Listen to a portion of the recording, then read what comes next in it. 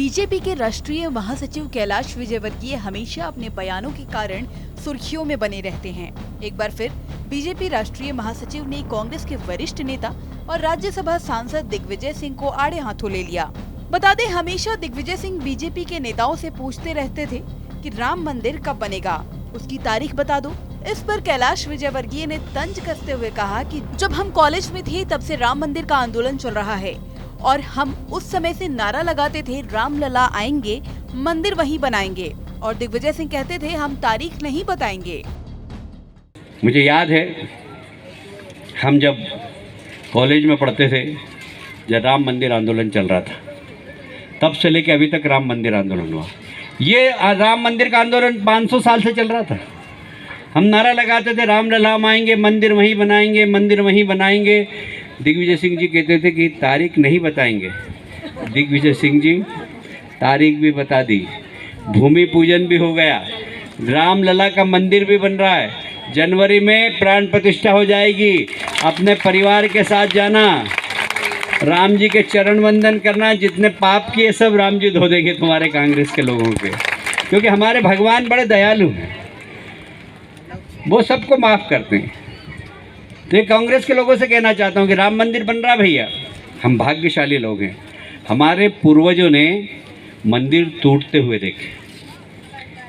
उन्होंने देखा सोमनाथ का मंदिर लूटा गया, एक बार नहीं, कितनी बार लूटा सुमित? 18 बार लूटा। हमने देखा कि अयोध्या में जो राम मंदिर था वहाँ पर मस्जिद बना दी। हमने देखा कि भगवान कृष्ण के जन्म स्थान पर भी मथुरा में एक मस्जिद बनी हुई है, मंदिर तोड़कर मस्जिद बनाई गई। हम भाग्यशाली हैं, हमारे पहले वाली पीढ़ी ने मंदिर टूटते हुए देखे हैं, हम मंदिर बनते हुए देख रहे हैं। आज सिर्फ राम मंदिर नहीं बन रहा है, केदारनाथ में मंदिर बन रहा है, बद्रीनाथ में मंदिर बन रहा है, सोमनाथ में मंदिर बन रहा है, बाबा विश्वनाथ का मंदिर बन रहा है। सब दूर मंदिरों का विकास हो रहा है। और अब तो मुझे बड़ा अच्छा लग रहा है, इंदौर में कांग्रेस के विधायक भी भजन करा रहे हैं, कथा करा रहे हैं। पहले तो एक ही काम करते थे, सिर्फ वो पूरे साल में एक ही काम, रोज़ा अफ्तार करते थे, गोल टोपी पहन के बैठ जाते थे, इनके वोट हमको मिल जाएंगे। अब तो हमारी नकल करने लग गए वो। अब हैं? हाँ, अब ये लोग तो बोल सकते हैं, इनके बारे में कुछ नहीं कह सकते, इनकी कोई श्रद्धा नहीं है। श्रद्धा के कारण भजन संध्या नहीं करा रहे हैं, ये भंडारे करा रहे हैं, तो श्रद्धा के कारण नहीं करा रहे हैं।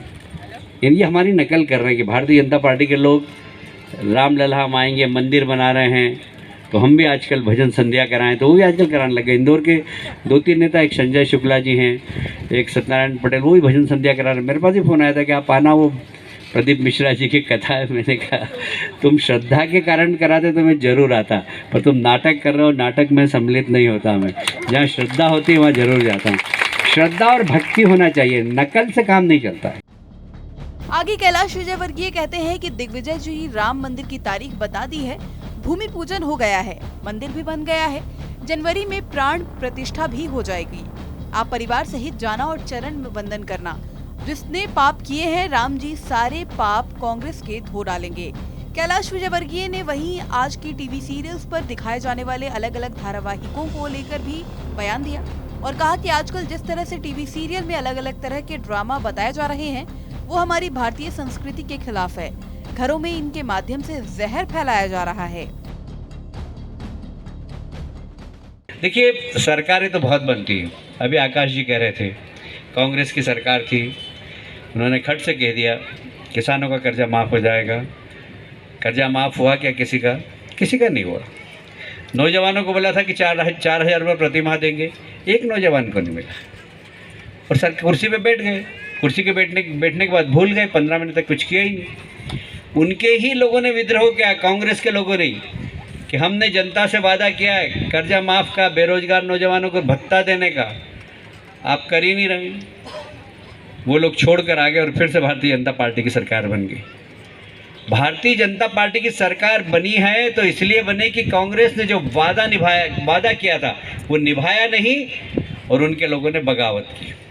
हमारे लिए सौभाग्य की बात यह है कि शिवराज जी मध्य प्रदेश के मुख्यमंत्री हैं और देश का प्रधानमंत्री कौन है? जोर से बोलो जरा।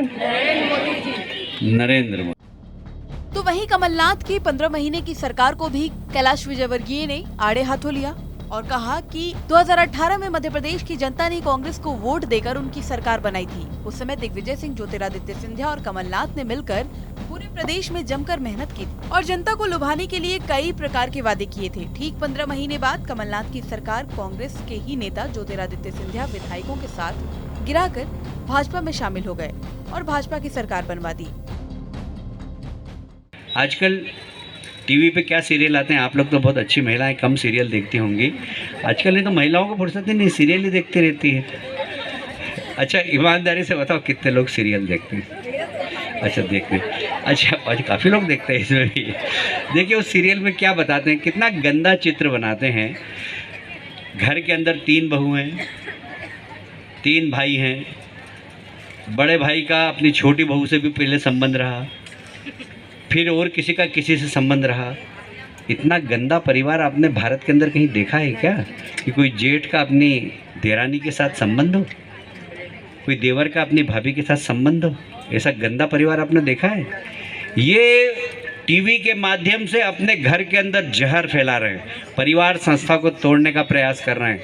हम सबको चाहिए कि हम परिवार को मजबूत करें, अपने घर के माता पिता भाई बहन सबकी चिंता करें। परिवार मजबूत होना चाहिए। जिसका परिवार मजबूत है उसको दुनिया की कोई सी भी ताकत परास्त नहीं कर सकती। परिवार मजबूत होना चाहिए, संस्कारवान होना चाहिए। और आप सब मातृशक्ति हैं, दोनों उम्र की, बहू के उम्र की भी है और सास के उम्र की भी है। सबसे कहना चाहता हूँ कि सास भी चिंता करें, पराए घर की बेटी आई है अपने घर में, उसको अपनी बेटी से ज़्यादा प्यार करें।